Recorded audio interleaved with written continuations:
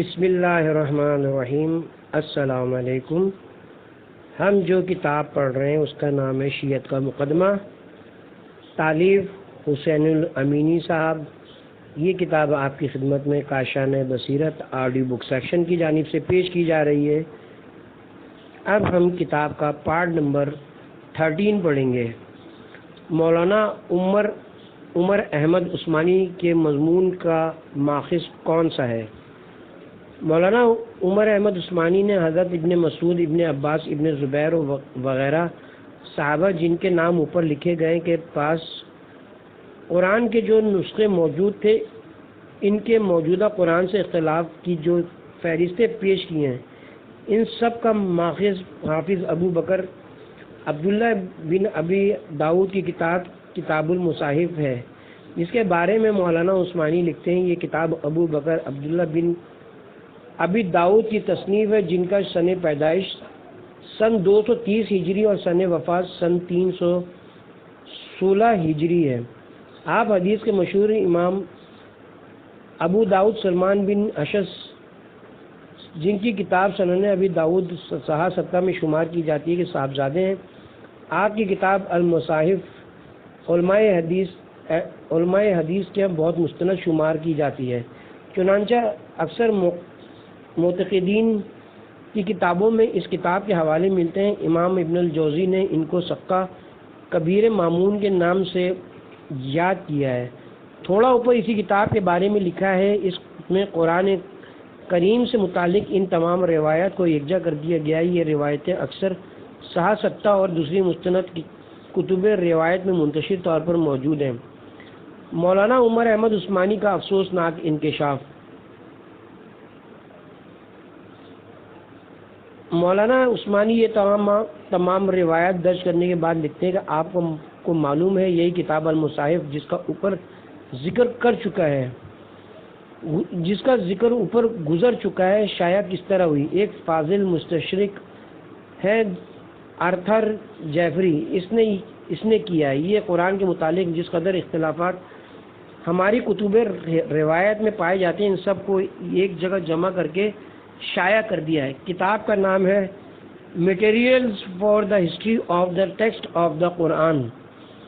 اس کے ساتھ ہی اس نے اس خیال سے کہ مبادہ یہ نہ کہہ دیا جائے کہ غیر مسلم عیسائی نے ماندانہ طور پر غیر مستند چیزوں کو جمع کر دیا ہے، امام عبداللہ ابن ابی داؤد کی کتاب المصاحف کو منع ان شائع کر دیا، جس میں وہ تمام احادیث موجود ہیں جو ان اختلاف کی سند ہیں، اور اس طرح ساری دنیا پر ظاہر کر دیا کہ یہ ہے اس کتاب کی حقیقت، جس کے متعلق مسلمانوں کا دعویٰ ہے کہ اس کی حفاظت کی ذمہ داری خود اللہ نے لے رکھی ہے۔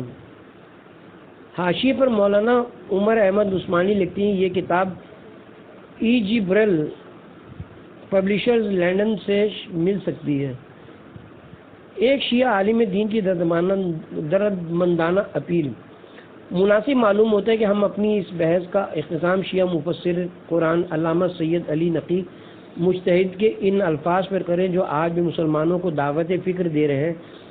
وہ لکھتے ہیں، موجودہ زمانے میں اسلام پر مخالفین کے حملے ہو رہے ہیں اور وہ چاروں طرف سے دشمنوں سے گھرا ہوا ہے۔ موقع کی نزاکت کو دیکھتے ہوئے ضرورت اس امر کی تھی کہ تمام مسلمان ہم آہنگ ہو کر مخالفین کے مقابلے کے لیے ایک متحدہ محاذ جنگ پیش کرتے ہیں۔ بعض افراد جو خود مسلمانوں کے اندر افتراق و اختلاف کی خلیج کو وسیع کرنا اپنے لیے بڑا کارنامہ سمجھتے ہیں، ہر روز ایسے مسائل معرض بحث میں لانا ضروری سمجھتے ہیں جن سے خواہ اسلامی شیرازہ منتشر اور اسلامی اتحاد کی دیوار میں رکھنا پیدا ہو سکے۔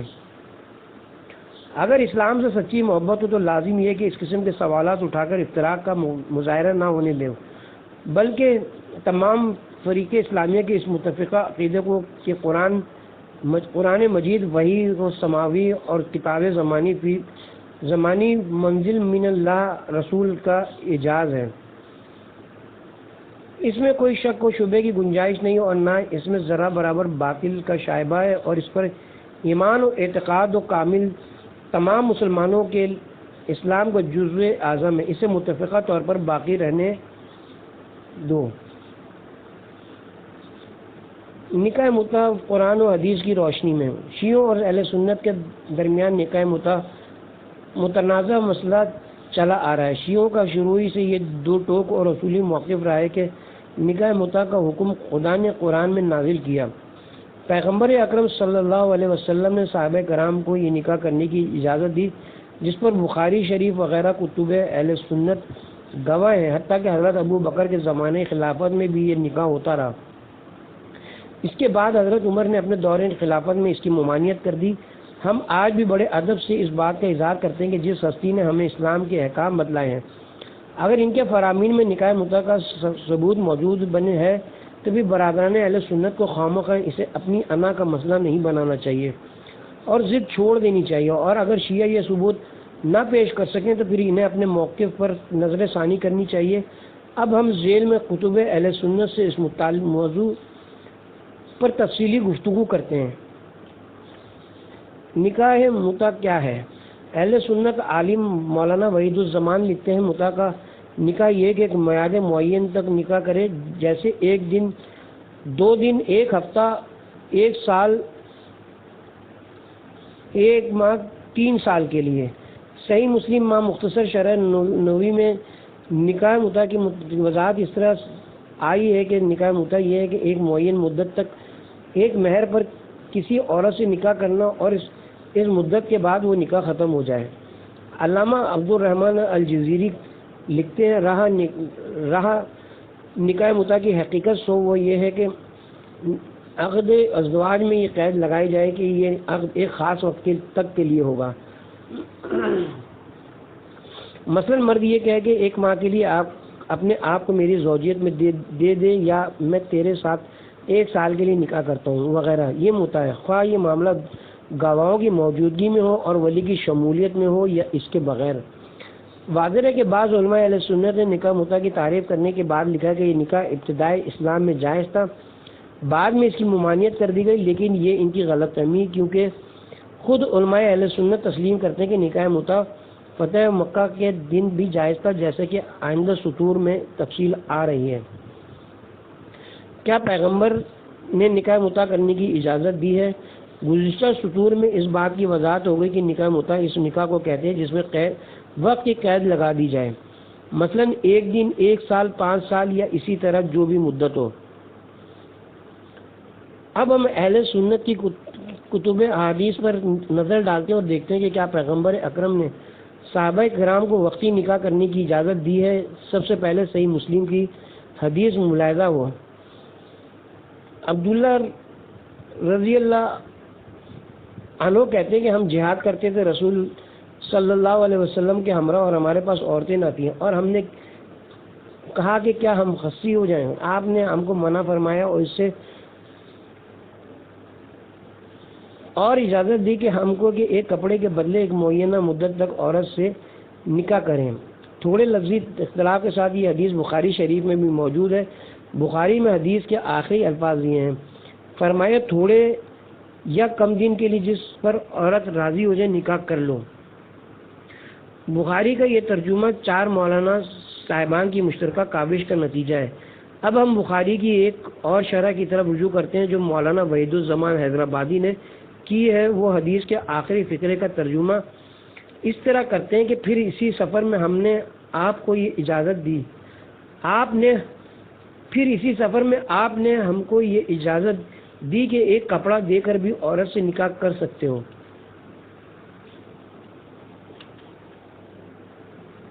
مولانا وحید الزمان کے اس ترجمے سے یہ بات صاف معلوم ہو گئی کہ نبی پاک نے صحابہ کرام کو نکاح متع کرنے کی اجازت دی۔ اس حدیث کی شرح میں حاشیے پر مولانا وحید الزمان کا عجیب و غریب اعتراف ملاحظہ ہو۔ وہ لکھتے ہیں، میں کہتا ہوں اس حدیث سے بھی متع کی حلت سفر میں عین ضرورت کی حالت میں نکلتی ہے، نہ بے ضرورت حالت حضر میں۔ ہم کہتے ہیں چلو حالت سفر میں ہی صحیح۔ مولانا نے نکاح متع کا جائز ہونا تسلیم تو کر لیا، اور دوسری بات یہ کہ شیعہ بیچارے بھی تو یہی کہتے ہیں کہ نکاح متع ضرورت کے وقت جائز ہے۔ اگر کوئی شخص پاک دامن رہ سکتا ہے تو ضرورت اور رہ سکتا ہے تو درست، اور اگر حرام کاری میں پڑنے کا ڈر ہو تو شریعت نے یہ راستہ بھی بتایا ہے۔ نکاح متع کے بارے میں چند مزید واضح احادیث۔ صحیح مسلم میں حضرت جابر اور حضرت سلمہ سے روایت ہے کہ ہم پر رسول اللہ صلی اللہ علیہ وسلم کا منادی نکلا اور اس نے پکار کے کہا، رسول اللہ نے تم کو عورتوں سے متع کرنے کی اجازت دی ہے۔ صحیح مسلم ہی کی دوسری حدیث جو حضرت سلمہ اور حضرت جابر بن عبداللہ رضی اللہ عنہ سے ہی روایت ہے، اس کے الفاظ اس طرح سے ہیں۔ سلمہ اور جابر نے کہا کہ رسول اللہ ہمارے پاس تشریف لائے اور ہم کو متع کی اجازت دی۔ بخاری شریف کے الفاظ ملاحظہ ہو، تم کو متع کرنے کی اجازت ہے تو تم متع کر لو۔ اوپر والی صحیح مسلم کی حدیث کے الفاظ اور بخاری شریف کی حدیث کے الفاظ یعنی تم کو متع کرنے کی اجازت ہے تم متع کر لو ذہن میں رہے، اور اب قرآن کی جس آیت سے شیعہ متع کا جواز پیدا کرتے ہیں اس کے الفاظ ملاحظہ ہوں۔ ہاں، جن عورتوں سے تم نے متع کیا ہو تو انہیں جو مہر معین کیا ہوئے دے دو۔ ترجمہ شیعہ مفسر سید فرمان علی۔ پس معلوم ہوا کہ قرآن کی اس حکم کے مطابق نبی پاک نے صحابہ کرام سے فرمایا کہ تمہیں نکاح متع کی اجازت ہے، جو تم میں سے کرنا چاہیں کر سکتے ہیں، بلکہ اہل سنت مفسرین اور محدثین نے تو حضرت عبداللہ ابن مسعود جو کہ جلیل القدر صحابی ہیں کے بارے میں لکھا ہے کہ انہوں نے اس آیت کو قرآن میں یوں پڑھا ہے۔ یہ الفاظ مولانا وحید الزمان حیدرآبادی کے ہیں، وہ لکھتے ہیں جس سے سراتن حلت ثابت ہوتی ہے۔ شیعہ علامہ آیت اللہ محمد حسین کاشف الغطا لکھتے ہیں،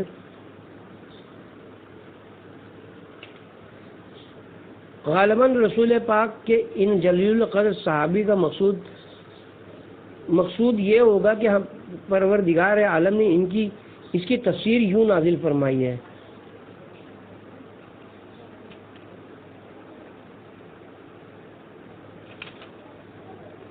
علماء اہل سنت کے معذرت خواہانہ بیانات۔ ایک طرف تو علماء اہل سنت نکاح متع کے بارے میں شیعوں کو خوب بدنام کرتے ہیں، اور دوسری طرف وہ ایسے بیانات نقل کرتے ہیں جن سے ان کے موقف کی کمزوری عیاں نظر آتی ہے اور پڑھنے والا سمجھ جاتا ہے کہ دال میں کچھ کالا ضرور ہے۔ چند علماء کے بیانات ملاحظہ فرمائیں۔ علامہ عبد الرحمن الجزیری لکھتے ہیں، نکاح متع یا وقتی نکاح ان وقتی احکام کے مطابق ہے جو حالت جنگ میں مصلحتاً دیے جاتے ہیں، کیونکہ لشکر نوجوان اشخاص پر مشتمل تھا اور ان میں اتنی استطاعت نہ تھی کہ مستقل طور پر شادی کر لیتے۔ دوسری جگہ یہی مولانا کہتے ہیں، علماء اس پر متفق ہے کہ نبی صلی اللہ علیہ وسلم نے ابتدائی اسلام میں ناگزیر حالات کے تحت اس کی اجازت دی تھی۔ حاشیہ صحیح مسلم مختصر شرح نووی پر لکھا ہے، قاضی ایاز نے کہا کہ ایک جماعت نے حدیث جواز متع کو صحابہ کی ایک جماعت سے روایت کیا ہے اور مسلم نے اس میں سے ذکر کیا ہے۔ ابن مسعود اور ابن عباس اور جابر اور سلمہ بن عقو اور صبرہ بن مبید جہنی کی روایتوں کو، اور ان سب روایتوں میں اس کا جواز سفر میں مذکور ہے، نہ کہ حضر میں اور باوقت ضرورت، نہ کہ بلا ضرورت، اور ظاہر ہے عرب کا ملک گرم میں اور اسپار جہاد میں عورتوں کو ساتھ رکھنا مشکل ہے۔ سید ابو الاعلیٰ مودودی لکھتے ہیں، اصل معاملہ یہ ہے کہ اسلام سے قبل زمانے جاہلیت میں نکاح کے جو طریقے رائے تھے ان میں سے ایک نکاح متع بھی تھا، یعنی یہ کہ کسی عورت کو کچھ معاوضہ دے کر ایک خاص مدت کے لیے اس سے نکاح کر لیا جائے۔ نبی صلی اللہ علیہ وسلم کا قاعدہ یہ تھا کہ جب تک اللہ تعالیٰ کی طرف سے آپ کو کسی چیز کی نہیں کا حکم نہ مل جاتا تھا، آپ پہلے کے رائے شدہ طریقوں کو منسوخ نہ فرماتے تھے، بلکہ یا تو ان کے روایت پر سکوت فرماتے یا بوقت ضرورت ان کی اجازت بھی دے دیتے۔ چنانچہ یہی صورت متع کے بارے میں بھی پیش آئی۔ ابتداً آپ نے اس کے روایت پر سکوت فرمائے اور بعد میں کسی جنگ یا سفر کے موقع پر اگر لوگوں نے اپنی شہوانی ضرورت کی شدت ظاہر کی تو آپ نے اس کی اجازت بھی دے دی، کیونکہ حکم نہیں اس وقت تک نہیں آیا تھا۔ پھر جب حکم نہیں آ گیا تو آپ نے اس کی قطعی ممانعت فرما دی، لیکن یہ حکم تمام لوگوں تک نہ پہنچ سکا، اور اس کے بعد بھی کچھ لوگ ناواقفیت کی بنا پر متع کرتے رہے۔ آخر کار حضرت عمر نے اپنے دور میں اس حکم کی اشاعت کی اور پوری قوت کے ساتھ اس رواج کو بند کر دیا۔ سید ابو الاعلیٰ مودودی کا کمزور عذر اور اس کا جواب۔ ہم سید العالیٰ مودودی جیسے باخبر محقق کے جواب میں یہی عرض کریں گے کہ جب اعلان رسالت کے بعد پیغمبر اکرم کی مکی زندگی میں ہی قرآن نے 2 ٹوک اعلان کر دیا تھا، زنا کے پاس بھی مت بھٹکو، بلا شبہ وہ بڑی بے حیائی کی بات ہے اور بری راہ ہے۔ بنی اسرائیل آیت نمبر 32، ترجمہ مولانا اشرف علی تھانوی۔ قرآن کے اس واضح حکم کے بعد ہماری سمجھ میں تو یہی بات آتی ہے کہ پیغمبر اکرم نے جاہلانہ نکاح کے وہ تمام طریقے ختم کر دیے جن میں زنا کا شائبہ بھی موجود تھا، کیونکہ زنا کو بعض روایت کے مطابق شرک کے بعد دوسرا بڑا گناہ شمار کیا گیا ہے۔ زمانے جاہلیت میں نکاح کے جو طریقے رائج تھے اس کے متعلق بخاری شریف میں ام المومنین حضرت عائشہ سے ایک حدیث مروی ہے، جس کے شروع میں ام المومنین بیان فرماتی ہیں کہ زمانے جاہلیت میں عرب لوگ 4 طریقے سے نکاح کرتے تھے، جن کا خلاصہ اس حدیث کے مطابق یہ ہے کہ نمبر ایک تو اس طرح جیسے آج کل لوگ نکاح کرتے ہیں۔ نمبر 2، مرد خود اپنی بیوی کو اجازت دیتا ہے کہ فلاں شخص کو جو کہ بہت سی خوبیوں کا مالک ہوتا ہے اپنے ہاں بلا کر اس سے خلوت میں ملاقات کرتا ہے کہ اگر اس سے بچہ پیدا ہو تو مذکورہ شخص والی خوبیوں کا مالک ہو، اسے نکاح استفزاح کہتے ہیں۔ نمبر 3، کئی مرد مل کر کسی عورت کو کئی روز تک اپنے پاس رکھتے ہیں، بچہ پیدا ہونے کی صورت میں وہ عورت جسے اس سے منسوب کرتی اسے قبول کرنا پڑتا ہے۔ نمبر 4، جاہلیت کا چوتھا نکاح یہ تھا کہ مختلف مرد کسی فحاشہ عورت کے گھر آمد و رفت رکھتے، اولاد پیدا ہونے پر ان سب مردوں کے سامنے قافیہ شناس کو بلایا جاتا اور وہ قافیہ شناس بتاتا کہ یہ بچہ ان میں سے فلاں شخص کا ہے۔ ام المومنین کی روایت کردہ اس حدیث کے آخری الفاظ اس طرح کے ہیں: جب اللہ تعالیٰ نے حضرت محمد صلی اللہ علیہ وسلم کو پیغمبر بنا کر بھیجا تو آپ نے جاہلیت کے تمام نکاح موقوف کر دیے، یعنی ختم کر دیے۔ ایک یہی نکاح باقی رہا جس کا آج رواج ہے۔ اسلام اور پیغمبر اسلام نے نکاح کا جو طریقہ باقی رکھا، لونڈیوں سے تمتع، جس کا آج بھی عرب میں رواج ہے، نکاح متع جس کی ہجرت کے بعد مدنی زندگی میں بھی اجازت باقی رہی، اور دائمی نکاح کا طریقہ برقرار رکھا۔ مولانا ابو الاعلیٰ مودودی صاحب کا یہ کہنا کہ نکاح متع پر پابندی کا حکم تمام لوگوں تک نہ پہنچ سکا، تو ہم کہتے ہیں کہ کاش مولانا مودودی جیسا مفکر یہ لکھ دیتا کہ نکاح متع کی ممانعت کب ہوئی، یہ نہیں کا حکم کب آیا۔ اتنا اہم حکم قرآن کی کسی آیت میں مذکور ہے کیا؟ اتنا اہم حکم صرف زبانی پیغمبر تک پہنچا دیا گیا، اس کے لیے کسی آیت کی ضرورت محسوس نہیں کی گئی۔ مولانا مودودی کا یہ لکھنا کہ یہ حکم تمام لوگوں تک نہ پہنچ سکا اور اس کے بعد بھی کچھ لوگ ناواقفیت کی بنا پر متع کرتے رہے، ظاہر کرتا ہے کہ یہ حکم قرآن میں نہیں آیا۔ اگر آیا ہوتا تو تمام لوگوں تک پہنچ جاتا ہے۔ اس بات پر جتنا غور کرتے جائیں مولانا کا موقف کمزور ہوتا چلا جاتا ہے۔ گویا پیغمبر اکرم کا اپنا زمانہ گزر گیا، حضرت ابو بکر کا زمانہ خلافت گزر گیا، لوگ نکاح متع کرتے رہے، حضرت عمر نے آ کر پوری قوت کے ساتھ اس کو بند کیا۔ کیا خدا رسول کے حکم میں قوت موجود نہیں تھی کہ صحابہ کرام اسے تسلیم کر لیتے؟ حضرت عمر کو قوت کے ساتھ اسے کیوں بند کرنا پڑا؟ مولانا مودودی کا یہ آخری فقرہ، یعنی حضرت عمر نے پوری قوت کے ساتھ اس رواج کو بند کیا، سب سے حیران کن ہے۔ ایک اعتراض اور اس کا جواب: بعض علماء اہل سنت نے سورہ مومنون کی آیت نمبر 6 سے متع کی حرمت ثابت کرنے کی کوشش کی ہے، لیکن یہ ان کی نادانی ہے، کیونکہ یہ آیت مکی اور نکاح متع کا جائز ہونا مدینے میں ثابت ہے۔ اس لیے بعض باخبر علماء اہل سنت نے خود ایسے لوگوں کو جواب دے دیا۔ مولانا وحید الزمان حیدرآبادی لکھتے ہیں: جن لوگوں نے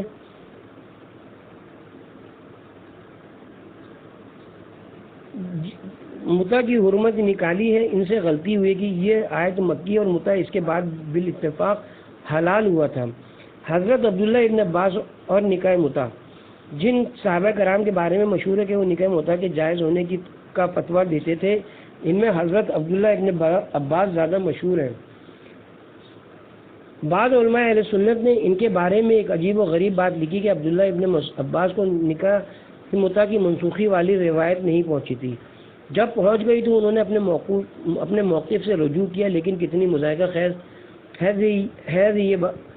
مضحکہ خیز ہے یہ بات کہ جو صحابی ساری زندگی مدینے میں رہا ہو، اس تک یہ حدیث پہنچ ہی نہیں سکی. اگر تو حضرت ابن عباس مدینے سے دور دراز کہیں چلے جاتے پھر تو ایسی بات کہی جا سکتی تھی. ان کا تو لقب ہی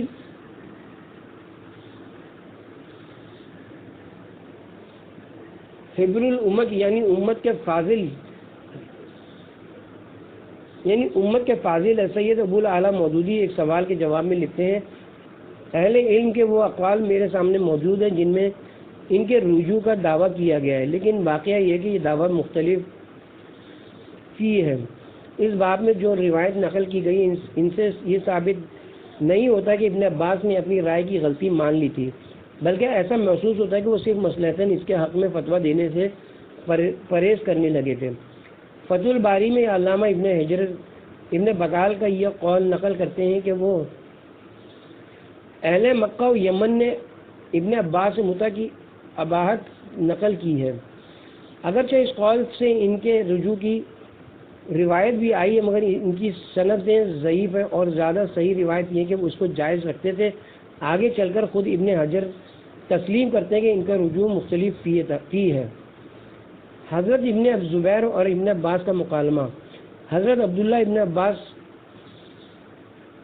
سن 68 ہجری میں فوت ہوئے. آخری عمر میں بینائی جاتی رہی تھی. ایک دفعہ حضرت ابن زبیر نے ایک محفل میں طنزاً ان کی طرف اشارہ کر کے کہا کہ کچھ لوگ بصارت کے ساتھ بصیرت کے بھی اندھے ہو گئے اور متع کو جائز کہتے ہیں. ابن عباس فوراً بول اٹھے اور فرمایا کہ میں نے پرہیزگاروں کے امام رسول صلی اللہ علیہ وسلم کو خود دیکھا کہ انہوں نے خود نکاح متع کی اجازت دی. ہم اپنے محترم قائرین کی توجہ اس پر جانب مبذول کراتے ہیں کہ حضرت ابن عباس نبی کریم کی وفات کے تقریباً 57 سال بعد تک زندہ رہے. آخری عمر کا واقعہ اوپر ابھی درج ہوا ہے جو نے حضرت ابن زبیر کے جواب میں فرمایا تھا. حضرت ابن عباس تو عمر کے آخری حصے تک نکاح متع کے جواز کا ہی فتویٰ دیتے رہے. اس لیے یہ دعویٰ کتنا مضحکہ خیز ہے کہ انہوں نے نکاح متع کے بارے میں اپنے موقف سے رجوع کر لیا ہے. نکاح متع کے بار بار حلال اور حرام ہونے کی سرگزشت علماء اہل سنت کی زبانی. علماء اہل سنت نکاح متع کے حلال اور حرام ہونے کے بارے میں بڑی عجیب بات لکھتے ہیں، جس کا خلاصہ مولانا وحید الزمان نے لکھا ہے. یہ مولانا پہلے تو لکھتے ہیں کہ ائمہ اربعہ اور جمہور علماء کے نزدیک نکاح متع ناجائز ہے، لیکن ساتھ ہی یہ بھی لکھتے ہیں کہ اوائل اسلام میں متع درست تھا، پھر خیبر کے روز حرام ہوا، پھر عمرہ قضا میں درست ہوا، پھر فتح مکہ کے روز حرام ہوا، پھر جنگ اوطاس میں درست ہوا، پھر تبوک میں درست ہوا، پھر حجۃ الوداع میں حرام ہوا، اور اس بار بار کی حرمت اور حلت سے لوگوں کو شبہ باقی رہا. بعض لوگ متع کرتے تھے، بعض نہیں کرتے تھے، یہاں تک کہ حضرت صلی اللہ علیہ وسلم کی وفات ہوئی اور حضرت ابو بکر کی خلافت میں بھی ایسا ہی رہا، اور حضرت عمر کے اوائل خلافت میں بھی حلال رہا. بعد اس کے کہ حضرت عمر نے اس کی حرمت پر برسرے منبر بیان کی. جب سے لوگوں نے متع کرنا چھوڑ دیا، مگر بعض صحابہ اس کے جواز کے قائل رہے، جیسے جابر بن عبداللہ اور عبداللہ بن مسعود اور ابو سعید اور معاویہ اور اسماء بنت ابو بکر اور حضرت عبداللہ بن عباس اور عمر بن حویرث اور سلمہ بن علقو اور جماعت تابعین میں سے بھی جواز کی قائل ہوئی ہے. نکاح متع کے جائز و حلال ہونے کا اعلان بار بار کیوں ہوا؟ بات آگے بڑھانے سے قبل ہم اپنا موقف بیان کر دیں کہ نکاح متع حضرت کی زندگی میں جائز و حلال تھا، اور نبی کریم کی زندگی کے بعد بھی حضرت عمر کی خلافت کے ابتدائی سالوں تک جائز ہی رہا، جیسا کہ آئندہ احادیث کی روشنی میں وضاحت کی جائے گی. رہا یہ سوال کہ نکاح متع کے حلال ہونے کے بارے میں حضرت کو بار بار کیوں اعلان کرنا پڑا، جواباً عرض ہے کہ چونکہ ایک طرف تو نت نئے لوگ دائرہ اسلام میں داخل ہو رہے تھے، اور دوسری طرف ہاں حضرت کو آئے روز کوئی سفر یا جہاد درپیش رہتا تھا جس میں کئی نو مسلم شامل ہوتے تھے۔ ہر سفر میں ہر نئے مسلمانوں کے پوچھنے پر کہ وہ اپنی اس جائز فطری ضرورت کو پورا کرنے کے لیے کچھ کر سکتے ہیں یا پھر اپنے عزائز شہوت کو منقطع کرا دیں، جیسا کہ بخاری کی روایت اس پر شاہد ہے کہ رسول اللہ کو کئی مرتبہ بتانا پڑا کہ ایسی صورت میں نکاح متع جائز اور حلال ہے۔ اگر کوئی شخص گھر سے دور ہونے کی بنا پر ضرورت محسوس کرتا ہے تو وہ نکاح متع کر سکتا ہے۔ بخاری کے الفاظ ہیں کہ جتنے دن کے لیے عورتیں راضی ہو جائیں ان سے نکاح کر لو۔ جس نکاح میں یہ تعین کر لیا جائے کہ اتنے وقت کے لیے ہے اس کو نکاح متع کہتے ہیں۔ کیا نکاح متع بار بار حرام بھی ہوا ہے؟ یہ سوال کتنا مضحکہ خیز ہے کہ حضرت جب کبھی خود سفر میں صحابہ کرام کے ساتھ تشریف لے گئے، صحابہ کرام نے گھر سے دوری کی بنا پر اپنی اس ضرورت کا ذکر کیا تو حضرت نے فرمایا کہ نکاح متع کر لیں، اور پھر واپسی پر اعلان فرمایا کہ اب یہ نکاح متع حرام ہے۔ پھر دوسرے سفر میں بھی بعض صحابہ کرام یہی سوال اٹھے تو آپ پھر اجازت دیں اور واپسی پر حرام قرار دیتے۔ پھر تیسری اور چوتھی مرتبہ بھی ایسا ہی ہوا۔ یہاں پر ہر ذی شعور کے ذہن میں فوراً چند سوال آتے ہیں۔ نمبر 1، کیا زمانہ پیغمبر میں صحابہ کرام اپنے ذاتی کاموں مثلاً کاروبار وغیرہ کے لیے دور دراز کے سفر نہیں کرتے تھے اور انہیں وہاں پر یہ ضرورت پیش نہیں آتی ہوگی؟ نمبر 2، اس امت کو قیامت تک رہنا ہے، لوگوں کو بسلسلہ روزگار اور بسلسلہ تعلیم تو کئی سالوں گھر سے دور رہنا پڑتا ہے۔ کیا یہ بات حیران کن نہیں کہ چند روزہ سفر میں حضرت خود ساتھ ہوں تو تقریباً ہر دفعہ اجازت دیں کہ عارضی طور پر نکاح کر لو، بعد میں قیامت تک ایسی ضرورت کے وقت امت کیا کرے؟ نمبر 3، تیسرا اہم سوال کہ کیا پیغمبر اکرم بار بار اپنی طرف سے نکاح متع کو حلال اور حرام قرار دیتے رہے؟ قرآن میں سورہ نساء کی آیت نمبر 24 کہ جن عورتوں سے تم نکاح متع کرو انہیں ان کے حق مہر ادا کرو میں نکاح متع کے جائز ہونے کا بیان ہے، لیکن نکاح متع کے ناجائز اور حرام ہونے پر قرآن خاموش کیوں ہے؟ بعض علماء اہل سنت سورہ مومنون کی آیت نمبر 6 پیش کرتے ہیں، لیکن اس کا جواب خود علماء اہل سنت نے دیا ہے کہ یہ آیت مکی اور نکاح متع مدینے میں بھی جائز رہا۔ اس سلسلے میں مولانا وحید الزمان کا بیان پیچھے گزر چکا ہے۔ قصہ مختصر یہ کہ نکاح متع نہ صرف زمانے پیغمبر میں حلال رہا بلکہ بعد میں بھی جائز رہا، جیسا کہ ذیل میں ہم بیان کرتے ہیں۔ نکاح متع بعد زمانے پیغمبر، نکاح متع کب تک جائز و حلال رہا؟ جلیل القدر صحابی حضرت جابر کی روایت ملاحظہ فرمائیں۔ عطا نے کہا ہے کہ جابر بن عبداللہ عمرے کے لیے آئے، ہم سب ان کی منزل میں ملنے کے لیے گئے اور لوگوں نے ان سے بہت باتیں پوچھیں۔ پھر متع کا ذکر آیا تو انہوں نے کہا ہاں ہم نے رسول اللہ صلی اللہ علیہ وسلم کے زمانے مبارک اور ابو بکر اور عمر کے زمانے خلافت میں متع کیا ہے۔ صحیح مسلم کی دوسری حدیث میں کہ ہم کھجوریں وغیرہ بطور حق مہر دے کر کئی دن کے لیے نکاح متع کرتے تھے۔ پیغمبر اکرم اور حضرت ابو بکر کے زمانے میں حتیٰ نہیں انا عمر فی شان عمر بن حریث، یہاں تک کہ حضرت عمر نے اس سے عمر بن حریث کے قصے میں منع فرمایا۔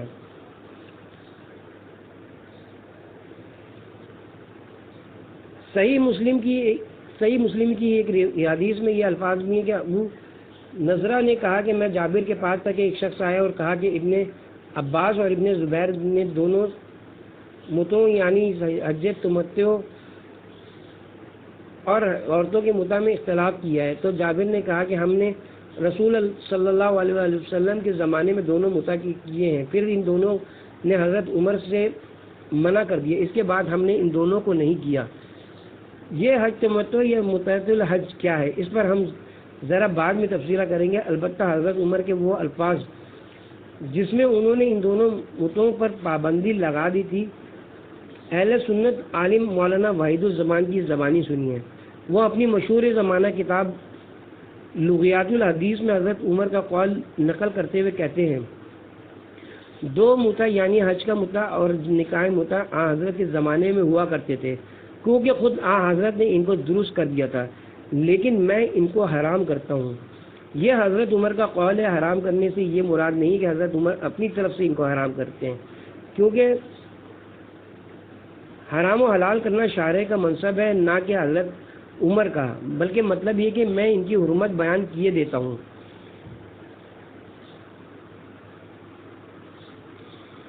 تاکہ لوگوں کو اشتباہ نہ رہے، ہم اتنا عرض کرتے ہیں کہ عربی عبارت میں حضرت عمر کے الفاظ تو یہ ہیں کہ یعنی میں حرام کرتا ہوں اور ان دونوں قسم کے متع کو۔ پھر مولانا وحید الزمان بھی تعویل کچھ وزن نہیں رکھتی، البتہ شیعہ بھی یہی کہتے ہیں حرام و حلال کو کرنا یا بتلانا پیغمبر اکرم کی ڈیوٹی ہے، جن کے پاس وحی آتی ہے۔ حضرت کے بعد حضرت علی سے حضرت امام مہدی تک تمام ائمہ اسی حلال و حرام پر عمل کرنے کے پابند ہیں۔ مولانا وحید الزمان اسی کتاب میں دوسری جگہ حضرت جابر رضی اللہ عنہ کی روایت نقل کرتے ہیں۔ حضرت جابر کہتے ہیں کہ ہم حضرت کے زمانے میں اور حضرت ابو بکر صدیق کے زمانے میں اور حضرت عمر کی شروع کی خلافت میں برابر متع کرتے رہے، یہاں تک کہ ایک شخص نے اپنی رائے سے جو چاہا وہ کہا، مراد حضرت عمر ہے، انہوں نے متع سے منع کر دیا۔ بلکہ یہی مولانا وحید الزمان اسی کتاب میں حضرت علی کا ایک قول نقل کرتے ہوئے ہیں، جس کے الفاظ یوں ہیں، حضرت علی نے فرمایا اگر حضرت عمر متع سے منع نہ کرتے تو زمانہ وہی کرتا جو بدبخت ہوتا، کیونکہ متع آسان ہے اور اس سے کام نکل جاتا ہے، پھر حرام کاری کی ضرورت نہ رہتی۔ نکاح متع کے بارے میں اہل سنت کے تائیدی بیانات۔ نکاح متع کے بارے میں علماء اہل سنت عجیب کشمکش کا شکار ہیں۔ ایک طرف شیعہ کے خلاف پروپیگنڈا کیا جاتا ہے اور سادہ لوگ عوام کے ذہنوں میں بے شمار غلط باتیں ڈالی جاتی ہیں، لیکن یہ علماء جب احادیث پر نظر ڈالتے ہیں تو نہ صرف یہ کہ حقائق کو تسلیم کرتے ہیں، بلکہ مولانا وحید الزمان جیسے نامور اسکالر یہ لکھنے پر مجبور ہو جاتے ہیں کہ متع کی حرمت زنا کی طرح قطعی اور یقینی نہیں ہے، اور اگر کوئی شخص سفر کی حالت میں ایسا مجبور ہو کہ اس کو زنا میں پڑ جانے کا ڈر ہو تو متع کر سکتا ہے، کیونکہ متع اختلافی حرام ہے اور زنا اتفاقی حرام۔ زنا کسی شریعت میں درست نہیں ہوا اور متع خود ہماری شریعت میں کئی بار درست ہوا۔ اہل سنت مفسر علامہ شبیر احمد عثمانی کا دبے لفظوں میں اعتراف حقیقت۔ اہل سنت کے یہ عالم نکاح متع کی بحث میں لکھتے ہیں کہ متع کرنے والی عورت مرد سے علیحدگی کے فوراً بعد دوسرے مرد سے متع کرنا چاہے تو نہیں کر سکتی جب تک کہ ایک دفعہ حیض نہ آ جائے، اس لیے بالکل اسے زنانہ کہنا چاہیے۔ سید ابو الاعلیٰ مودودی خود نکاح متع کے عدم جواز کے قائل ہونے کے باوجود لکھتے ہیں کہ سلف کے ایک گروہ کی رائے میں اس کے جواز کی گنجائش اضطرار کی حالت کے لیے تھی، لہذا متع کے قائلین اگر ان کی رائے کی پیروی کرنا چاہتے تو انہیں کم از کم اس حد سے تجاوز نہ کرنا چاہیے۔ ہم کہتے ہیں کہ شیعہ بیچارے بھی تو ضرورت کے وقت ہی اسے مباح سمجھتے ہیں، تفصیل آگے آ رہی ہے۔ علماء اہل سنت کا متفقہ فیصلہ کہ نکاح متع کرنے والے پر حد جاری نہیں ہوتی۔ مولانا وحید الزمان حیدرآبادی حاشیہ متع امام مالک پر لکھتے ہیں، متع کرنے والے پر بالاتفاق زنا کی حد لازم نہیں آتی۔ حضرت عمر نے ڈرانے کے واسطے سے یہ کہا تھا کہ لوگ متع سے باز رہیں۔ مولانا عبد الرحمن الجزیری لکھتے ہیں، جو شخص نکاح متع کرتا ہے اس کی پاداش میں اسے سزا دی جائے گی، لیکن حد شرعی سزائے زنا نافذ نہ ہوگی، کیونکہ اس کے جائز ہونے کا جو قول ہے اس سے اس کا خالص زنا ہونا مشتبہ ہوتا ہے۔ نکاح متع شیعہ کتب کی روشنی میں نکاح متع کے بارے میں اہل سنت کا نظریہ کیا ہے، وہ ہم نے گزشتہ صفحات میں ان کی کتب احادیث و فقہ سے مفصل بیان کر دیا ہے۔ اس سلسلے میں شیعہ نقطہ نظر کے بارے میں امام محمد باقر علیہ السلام فرماتے ہیں، رسول اللہ صلی اللہ علیہ وسلم نے نکاح متع کو حلال کیا اور کبھی بھی اس کو حرام نہیں کیا، یہاں تک کہ آپ نے انتقال فرمایا۔ نکاح متع کے سلسلے میں شیعہ سنی اختلاف بس اتنا ہی ہے کہ شیعہ اس کے مباح ہونے کے قائل ہے، لیکن اکثر برادران اہل سنت جو یک طرفہ پروپیگنڈے کا شکار ہیں وہ یہ سمجھتے ہیں کہ شیعوں کے ہاں نکاح مطع کا کوئی خاص نظام ہے، جہاں گئے وہاں نکاح مطع کر لیا۔ حالانکہ جب شیعہ کتب احادیث میں نکاح مطع کے تمام احکام کا مطالعہ کیا جاتا ہے تو وہاں صورتحال بالکل مختلف نظر آتی ہے، جو کہ انتہائی اختصار کے ساتھ ذیل میں بیان کی جاتی ہے۔ نکاح مطع میں افراد کی ممانعت۔ فروع کافی میں ایسی بہت سی احادیث میں جنہیں علامہ سید علی نقی نے اپنی شرح آفاق کتاب مطع اور اسلام میں درج کیا ہے ملاحظہ ہوں۔ علی بن یقین کی روایت ہے کہ امام موسیٰ کاظم علیہ السلام سے نکاح مطع کے متعلق سوال کیا تو اب حضرت نے فرمایا کہ تمہیں اس کی کیا ضرورت ہے، تمہارے لیے تو خدا کے فضل سے بیوی موجود ہے۔ انہوں نے کہا کہ نہیں، میں صرف جاننا چاہتا ہوں۔ حضرت علیہ السلام نے فرمایا نکاح مطع کا جواز کتاب علی علیہ السلام میں موجود ہے۔ اسی طرح امام رضا علیہ السلام کی روایت ملاحظہ ہو، امام رضا نے اپنے بعض اصحاب کو خط تحریر فرمایا کہ نکاح مطع میں افراد سے کام نہ لو، کہیں ایسا نہ ہو کہ نکاح مطع کی بدولت اپنے گھروں اور گھر والی بیویوں کو چھوڑ بیٹھو۔ تیسری حدیث ملاحظہ فرمائیں۔ سوال کیا گیا کہ مطع کے متعلق حضرت نے فرمایا وہ حلال اور مباح اور جائز ہے اس شخص کے لیے جسے خداوند عالم نے شادی ہو چکنے کے باوجود مستغنی نہ کر دیا ہو، وہ بے شک مطع کے ذریعے